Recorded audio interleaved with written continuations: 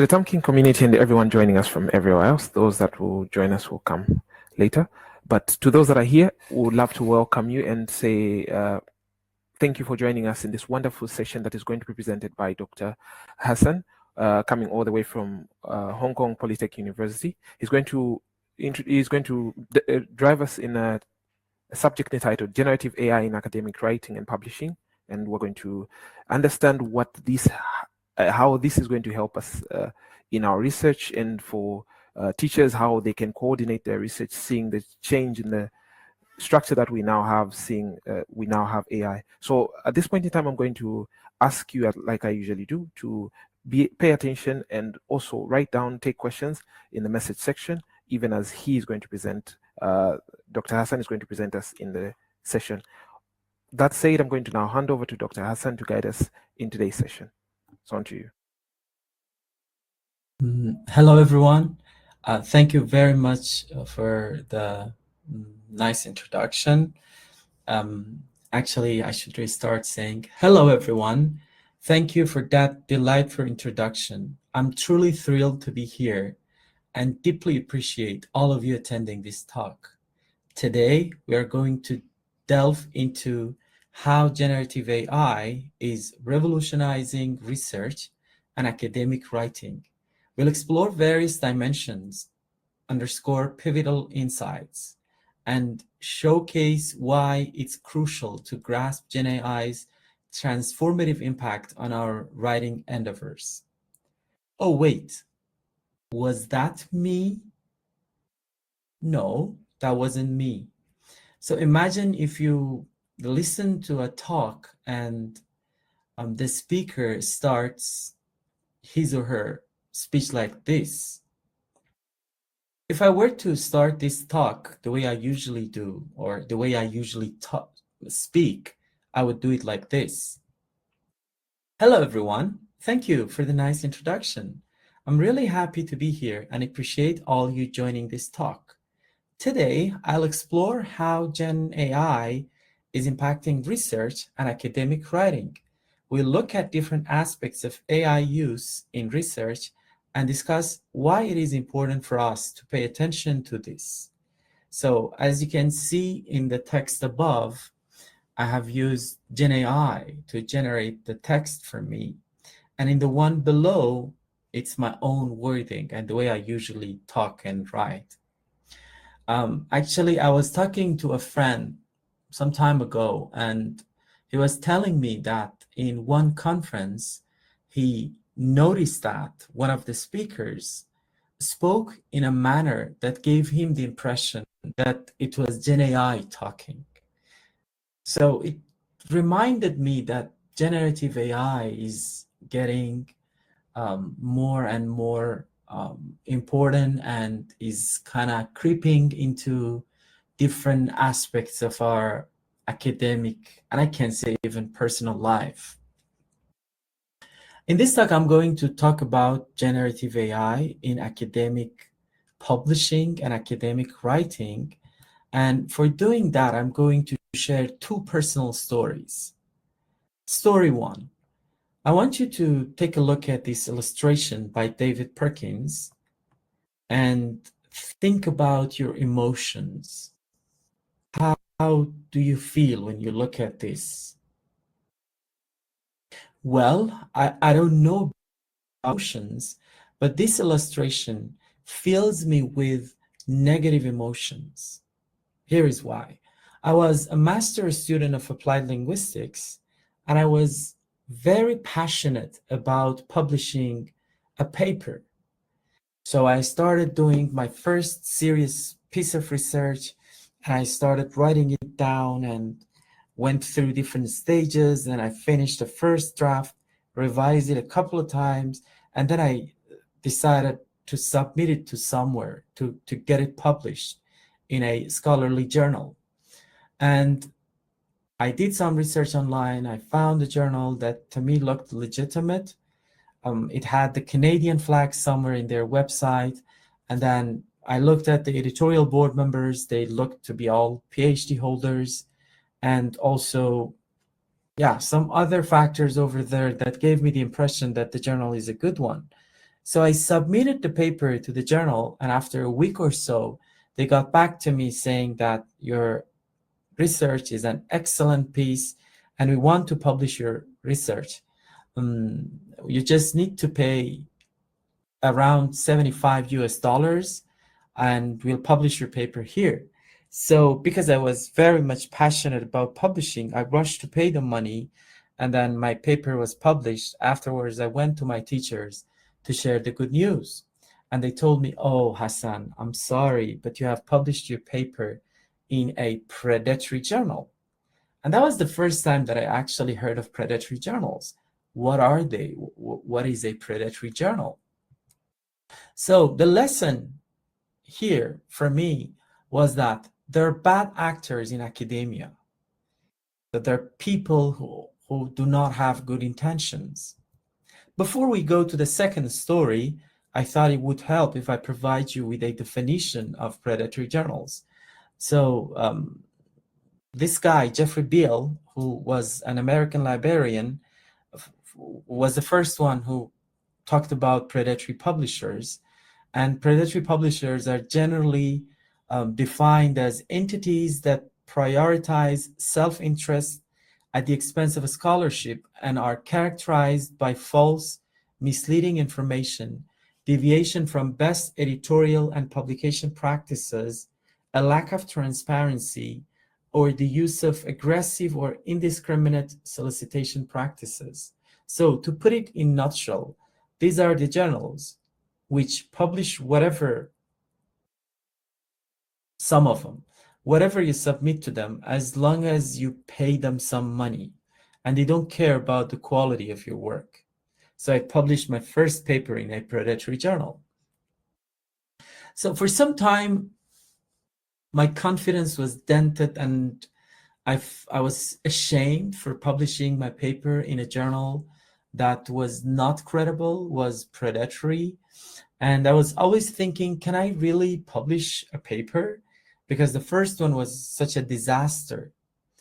And fortunately, I gained my confidence back after some time, and I started doing research on predatory publishing, and I managed to actually publish some very good papers um, and raise awareness as to what predatory journals are. As you can see here, I have published papers in language teaching, published by Cambridge University Press, Journal of Scholarly Publishing, published by University of Toronto Press, and also some other journals.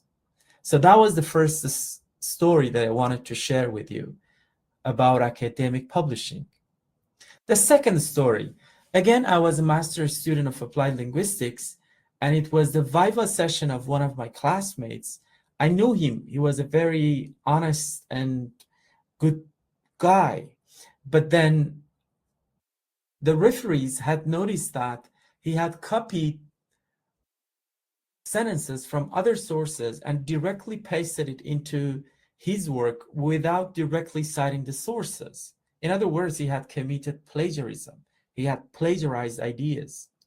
So his Viva session was suspended, and fortunately, they gave him some time to address the issues, and they set another time for him to defend his research.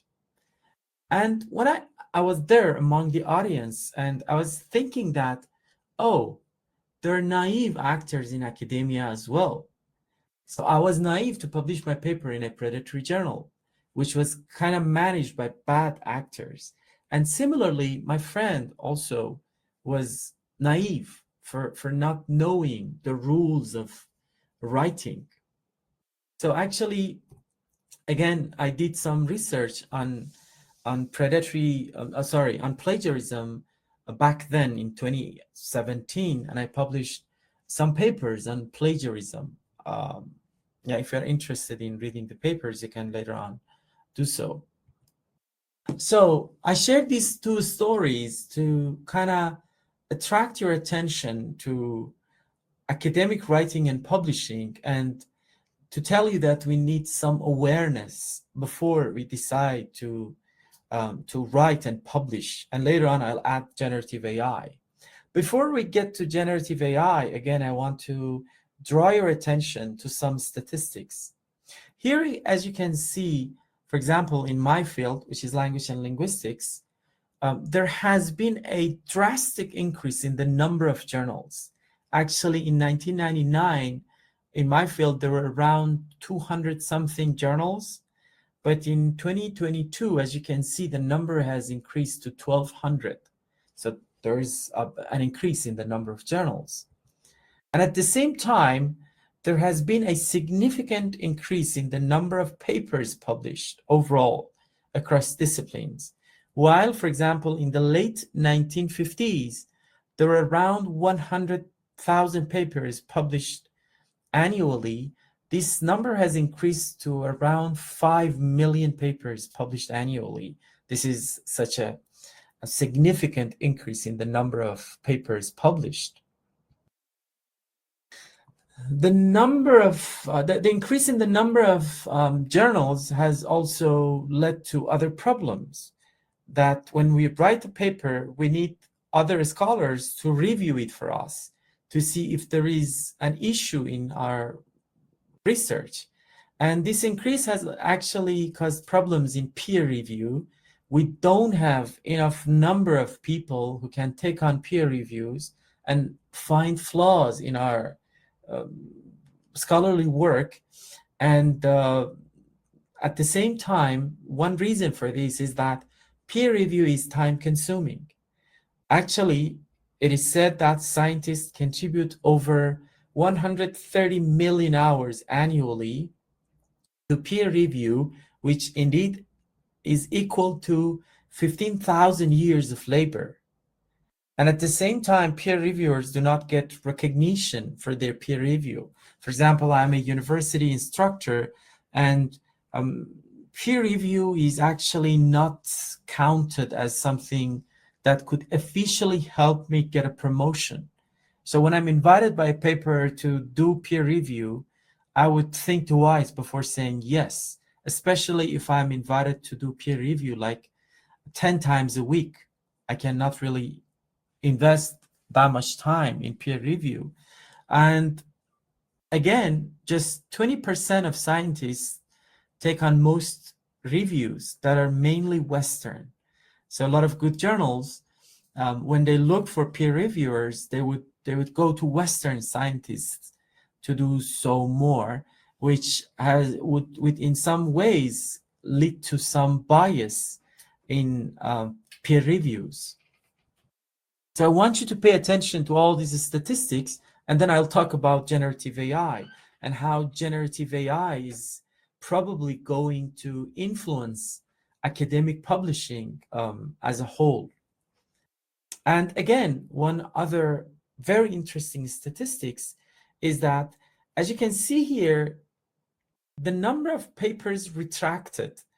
I'm not sure if you're all familiar with retraction, but when we publish a paper and later on they find some flaws in the paper, they retract it. So while, for example, here in 2013, we had this number of papers, it has increased to over 10,000 research papers retracted as of December 2023. This is huge. This number is huge. But what is interesting is that the reason for retraction in 2023 included fake papers, peer review fraud, and what was interesting in 2023 was that one main reason for retraction by good journals or by journals was signs of undisclosed use of artificial intelligence. So some of these papers were retracted, or in other words, were labeled as flawed because there were signs of undisclosed use of artificial intelligence. And as you know, it's a shame for a scholar or for a researcher to have a paper that is retracted. And it's interesting that the use of generative AI is becoming an issue and can lead to retracting a paper for not properly using generative AI in their research. And again, as you know, we have entities that are called paper mills, And all they are doing is that they say, hey, give us some money, we'll write you a paper and publish it for you. And as you can see here, the number of paper mills has increased over the years. For example, from 2000 to 2020, you can see such a sharp increase in number of paper mills entities. And interesting is that previously, as Weird says, these fraudulent papers, that's to say papers that come from paper mills, were easily identifiable due to poor grammar, structure, and substance. However, the advent of LLMs, large language models, which excel in generating grammatically perfect text with a specific tone, has made these fake papers harder to detect. So another issue is that if paper mills produce papers and they use generative AI to improve the facade, the face of their papers, then it becomes even more difficult for us to detect fake papers. And one more piece of statistics, which is quite interesting, is that, as you can see here, by November 2022, which was the release date for ChatGPT, we can see an increase in the number of papers that have used generative AI. This is a huge sudden increase in generative AI use. And finally, as you can see here, a study conducted by Nature showed that a lot of postdoctoral researchers are using generative AI in their research. They use generative AI to refine text, to generate code, to summarize literature, to prepare manuscripts, to prepare presentation materials, improve experimental protocol, etc. So what is the lesson here for us?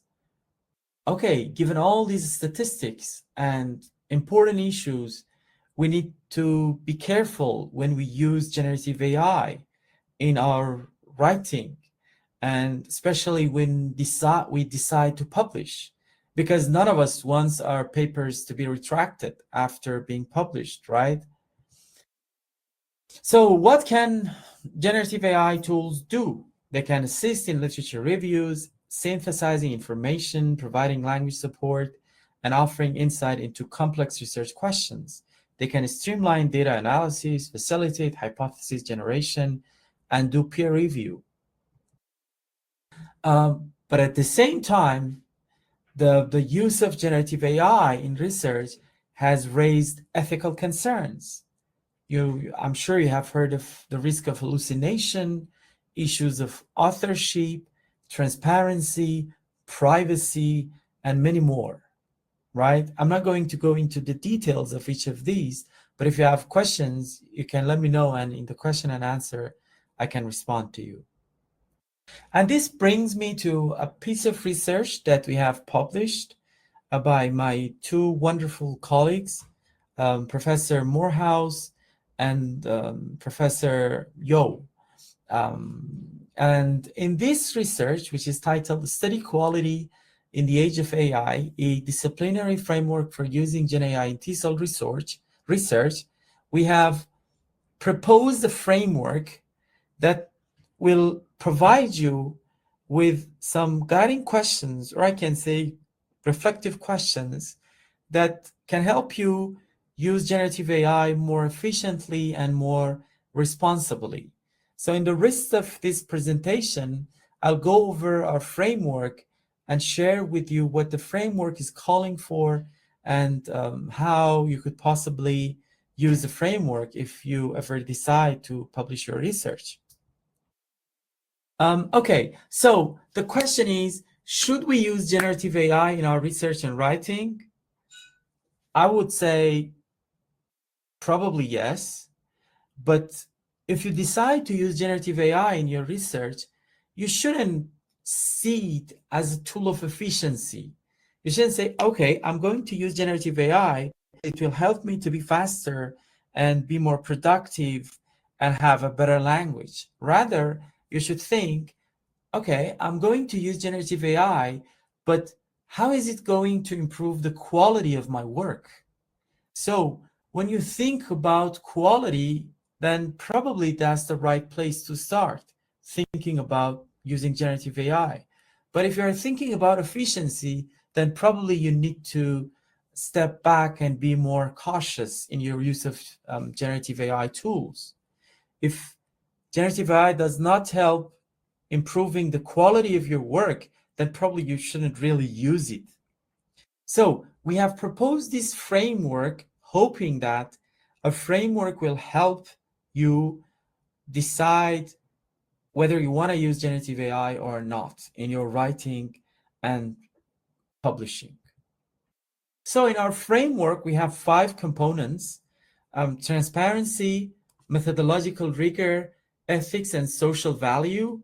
We have taken these 4 components from a study that was done by Plonsky 2024, and we have tailored it to generative AI, and we have added a 5th component, that is human accountability. And we argue that these 5 components can lead to study quality in the age of AI.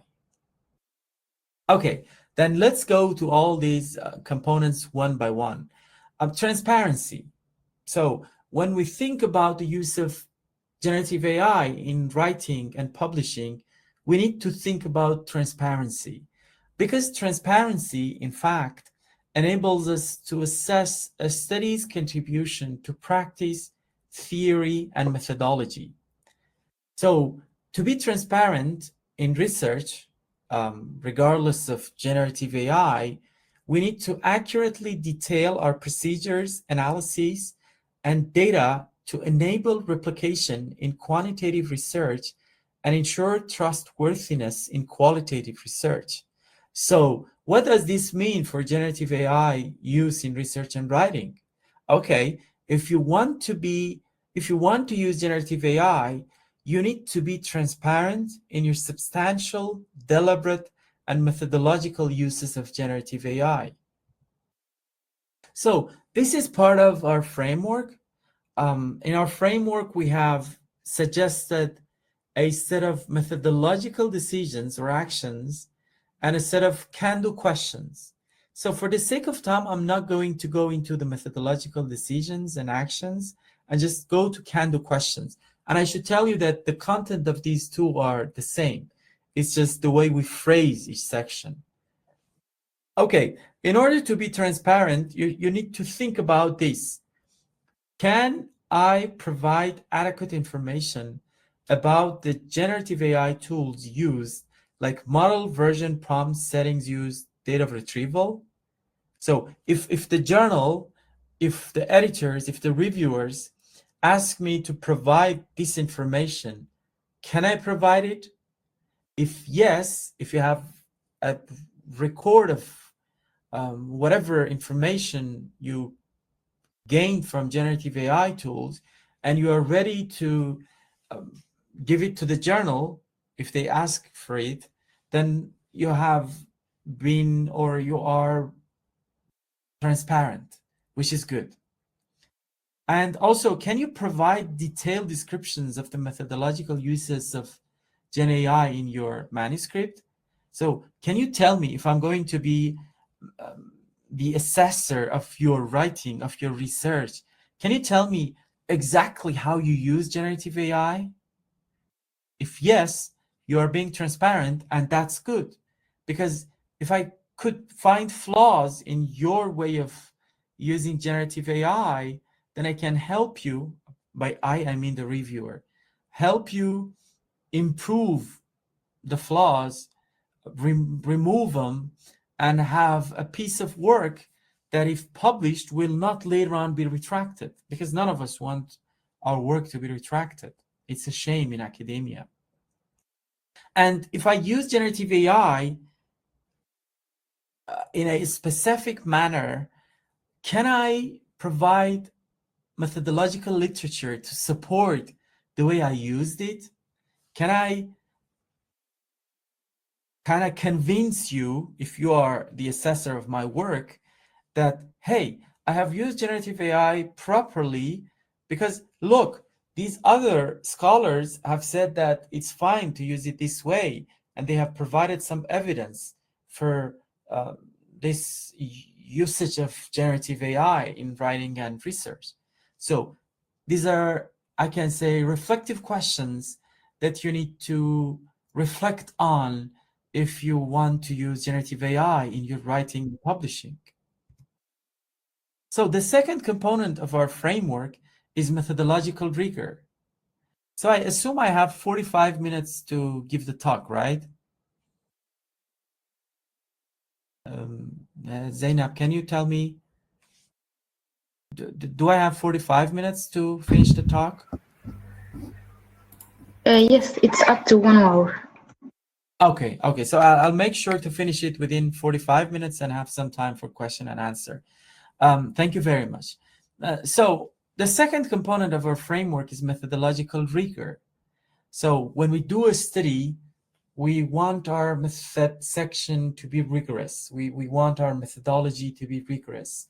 And actually, it's very important to have methodological rigor in our work because it ensures the validity and credibility of our findings.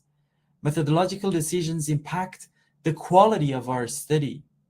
Okay, but when it comes to generative AI use, how can I think about methodological rigor? Well, generative AI tools can potentially increase or decrease your methodological rigor. They can increase your methodological rigor by helping you designing your tools, I don't know, coding your large data sets and acting as secondary coding or helping you translate from one language to another. But at the same time, they can decrease the methodological rigor of your study by increasing bias or by leading to inaccuracies. So what are some can-do questions, or what are some reflective questions that you need to ponder over before you decide to use generative AI to improve the methodological rigor of your works? Okay, I'm going to read. Can we justify the selection and use of particular tools in terms of enhancing aspects of academic rigor based on recognized discipline-specific requirements, empirical explorations, and methodological rigor? If yes, then probably you are using generative AI properly. Can you explain and demonstrate the way Gen AI handled the task in this study? So if I am giving the agency to some LLM and I just ask them to do something, and I'm not the one in the driving seat and I'm not the agent, then most probably the use of generative AI is not going to improve my methodological rigor. Rather, it's going to decrease the methodological rigor of my generative of my research. And the third one, can we demonstrate measures to increase reliability and credibility of our research and research design and analysis? And the third part of our framework is ethics. You know, ethics is concerned with ensuring consent, data protection, honesty, and compliance with ethical guidelines. Actually, AI makes it easier for scholars or for researchers to violate ethical norms by data fabrications or plagiarism. However, when it comes to ethics, we could take a more nuanced stance towards use of generative AI in writing and publishing. For example, generative AI could be used to improve the quality of our writing, which is more or less accepted by many people. But when it comes to using generative AI for summarizing our study or composing an abstract, there are mixed reactions. Some journals and some scholars are saying, no, you shouldn't do that. And some others are saying it's fine. So that's why I said more nuanced. And what are some reflective questions or can-do questions you need to consider? Can we declare that all stakeholders were made aware of the use of generative AI in our study? So if for my study, I'm going to collect data from university students, and later on, I'm going to use generative AI to handle some aspects of the data, have I made my participants aware of this? When collecting the data, did I tell them that later on I'm going to use some generative AI to handle the data? If not, then I'm not being ethical. I need to let them know because it's the data that comes from them. But if I let them know and I make sure that they agree with this decision, then probably I have been ethical in this one aspect of the use of generative AI in research. And can I state that I'm using generative AI in compliance with ethical guidelines, for example, that of COPE, and also institutional and national policies? Can I argue that I have used generative AI in a way that is in compliance with my university guidelines and at the same time the national guidelines of my country, or even discipline? For example, I'm in language and linguistics. My discipline would be different from yours. So if we decide to use generative AI, we do need to go and learn and then make sure that we are using generative AI ethically. And then, can I ensure that when I feed the data to some generative AI tool, I can ensure the privacy of my participants, the privacy of their data? And finally, can we reduce or acknowledge the effects of different kinds of biases? You know that the data that is fed into large language models mainly comes from Western cultures and let's say English-speaking cultures. And when we ask for a response to a question, probably it gives us a perspective that is more in line with the cultural perspectives coming from that parts of the world and would be biased in some regard towards different aspects of our research. Can we ensure that we know this and we have put in place some measures to tackle this? If not, then probably you need to be more cautious when you want to use generative AI in research. The fourth component of our framework is social value. So as a researcher, when I do research, I need to think about the social value of my research. How is my research influencing or impacting the public? Is it improving human lives in some ways? And when it comes to generative AI, again, I need to reflect on this.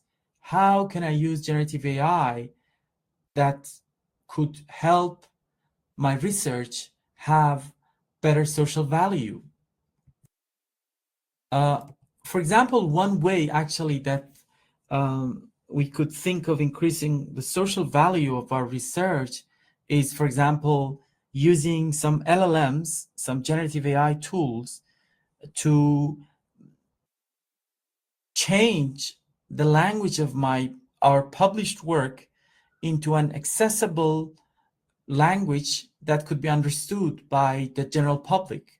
For example, if I'm doing research on some special aspect of teachers' lives and I use technical terms to communicate with other researchers, what if I use generative AI to simplify that language so that it's usable by teachers who are in classrooms and are teaching and are not necessarily experts in understanding the technical terms that I use in my research? Or, I don't know, using some generative AI tools to turn my published papers into videos that are easily understandable and I share it on YouTube so that teachers can watch that and take some lessons that can help improve their teaching. So we need to think about social value as well. So I think I explained the Kando questions. I'm just going to read. Can you explain how the use of AI has enabled the city to make a positive impact on practice, policy, or curriculum? And can we utilize the tools to make their findings more accessible to diverse readers? I just explained this one. And finally, the last component of our framework is human accountability. So if I use generative AI in my research, and then I let the journals know that I have used AI, saying, hey, editors and reviewers of this journal, I have used AI in my research, period, that's not enough. That's being transparent, but that's not being accountable. I should also say that, hey, journal editors and reviewers, I have used generative AI in my research, but I am accountable for the content of the article. I am accountable for what is being said here, because we cannot hold generative AI accountable. We cannot take generative AI to the court saying, hey, sorry, I wrote this on this blog, I wrote this on this paper, but I just used generative AI. No, that's why human agency is very important. So if I use generative AI, I need to be the one who decides, and I need to be the human agent. Of course, when it comes to academic publishing, I'm just talking about academic writing and academic publishing. So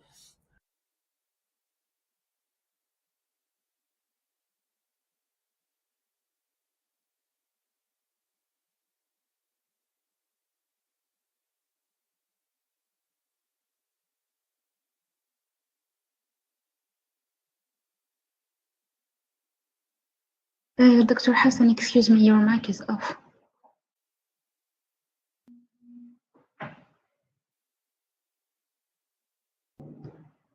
We can't hear you, your mic is off.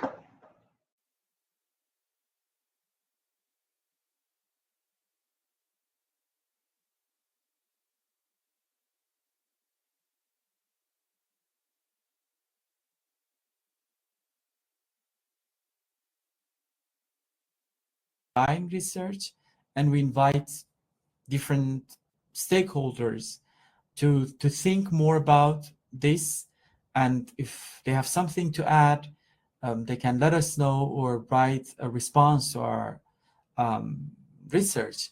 And hopefully our framework is offering some practical guidelines that can help us consider why and how we might use generative AI efficiently and responsibly, especially in these days where we see an increase in numbers, right?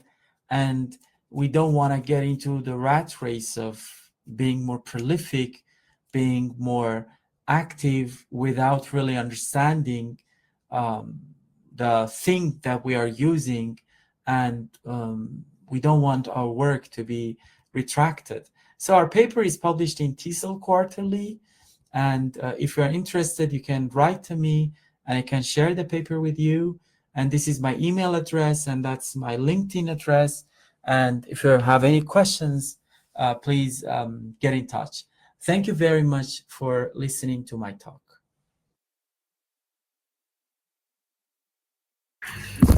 Thank you very much, Dr. Hassan. Would love to thank you for such a wonderful session that you've presented to us, and I'm sure a lot of people have benefited. I do have a question. I have posted it in the message section, and I would encourage the others to do the same. Kindly, we've now come to the question section. If you have any questions, just send them directly into the message section, and Dr. Hassan will go ahead and answer them. Okay. So I don't know where to see the questions. So could you help me, please, if there is any question? Okay, so on the right bar there is often, okay, I'll just read it out because it is my question. When the others come in, I think we can sort it out. Okay. The question goes as follows. Where is the boundary between AI-assisted writing and academic plagiarism, seeing that the information is often sourced from other people, especially in the case of Gen AI, which is trained from other people's material? So where do we draw the line between AI-assisted writing and academic plagiarism? That's a very, very good question, actually. And while you read the question, we're reading the question, I was thinking, wow, that's a good question. Well, I can share my personal opinion that, so how do we define plagiarism? Plagiarism is taking ideas from other sources without giving credit to those sources, right? So if I'm talking about academic publishing. In academic publishing, if I take an idea from a source, I should cite it, right? But if I use generative AI, as far as I know, I cannot cite generative AI as a source in academic publishing. That's not acceptable. I should cite other scholarly works that have human authors like me, right? That I can cite. So if I'm using generative AI, for example, let's say I have this question that, what are the key components of ethical use of generative AI in research? And AI gives me 5 answers, and I copy and paste it into a paper and want to publish it. That's not acceptable. That's not even identified in academic publishing. For a presentation, it may work, but in academic publishing, it doesn't. But if I ask generative AI to give me the answer and to provide citation for each of those claims, right? For example, for number 1, I ask it, hey, tell me the source. And it gives me the source. If I just take the idea from generative AI and cite the source into my work, I think, again, this one is not acceptable.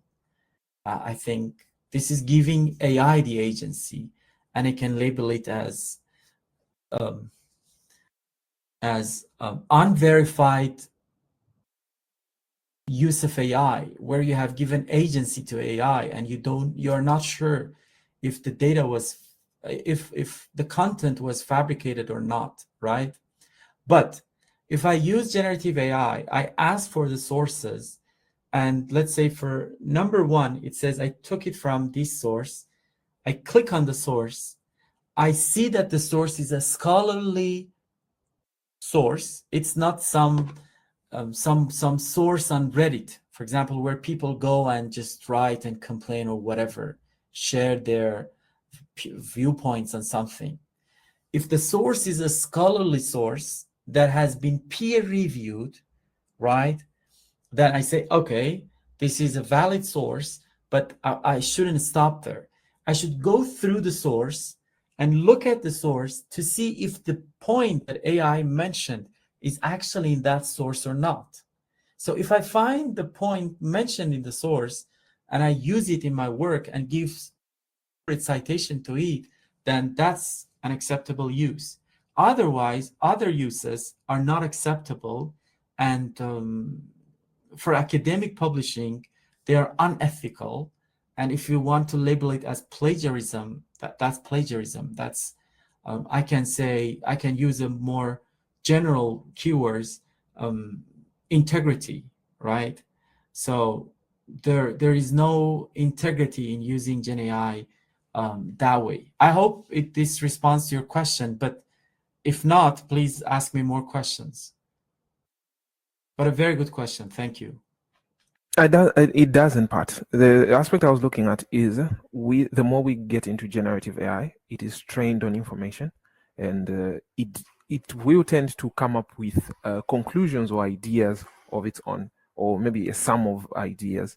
And so simply stating like a direct citation would be sort of difficult because it might trend away from the idea. But I do understand, and thank you very much. It has brought a bit more light to and perspective to the idea that I was thinking of.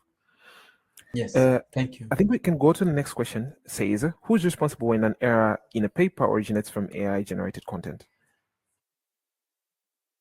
The authors.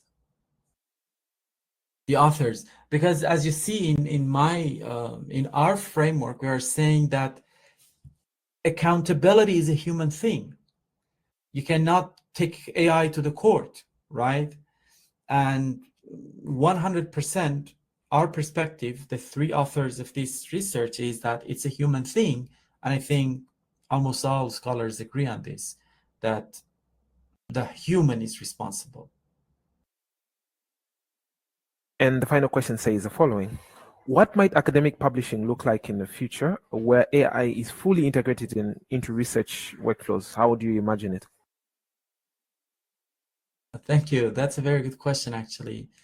I don't know, but I'm very much interested in trying to understand how things would unfold in the future.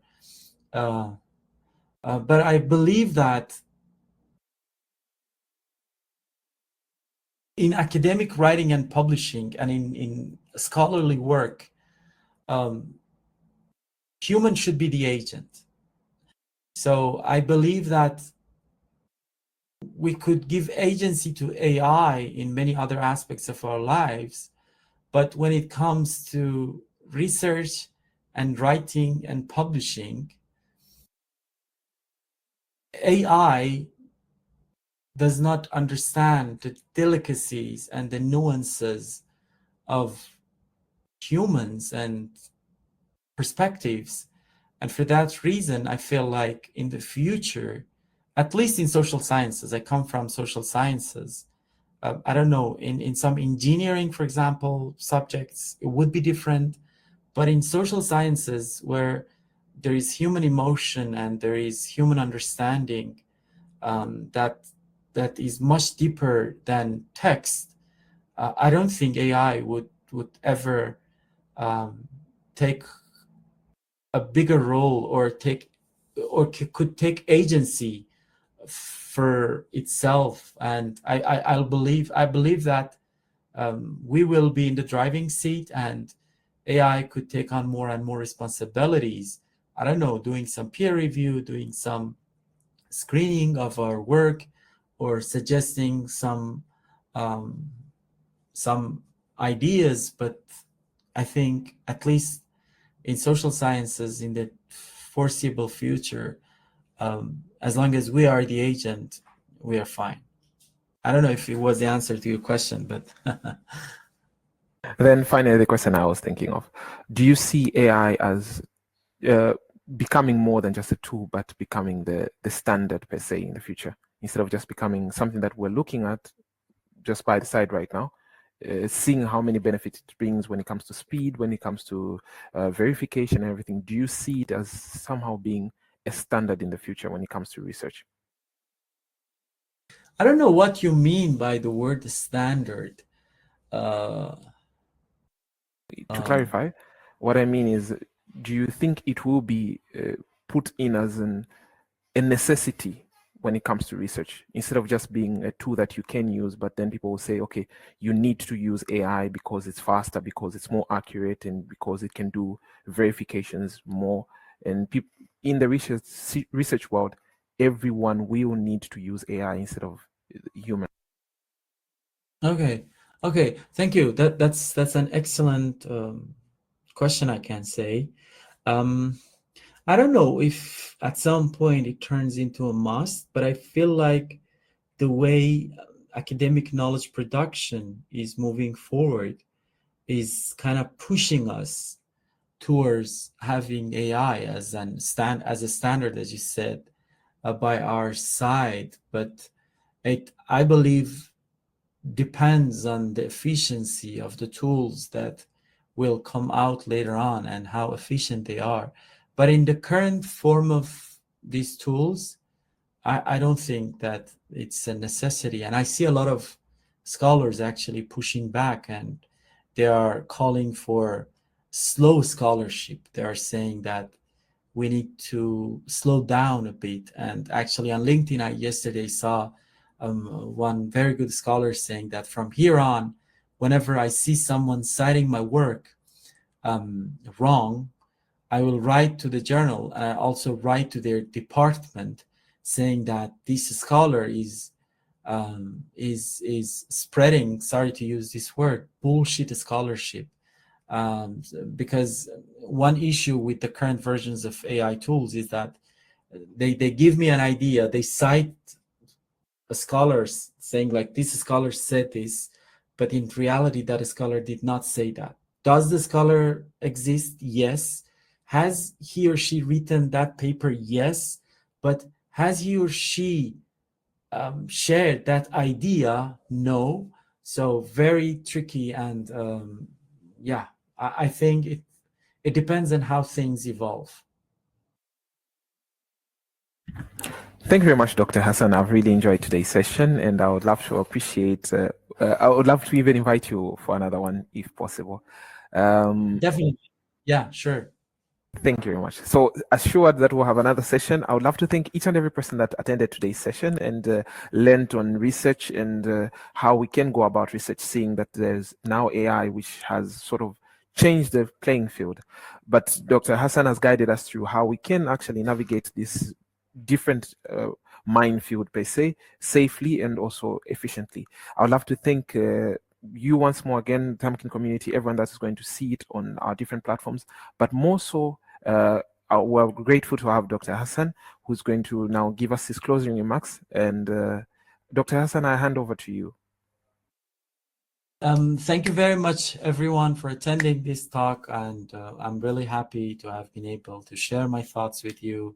And I thank Tamkin Foundations for inviting me to give this talk. And please, if you have any questions, do get in touch, and hopefully I could meet you more. With that said, we've closed this session. Bye-bye. Bye-bye. Thank you, Dr. Hassan. Thank you very much. Bye-bye.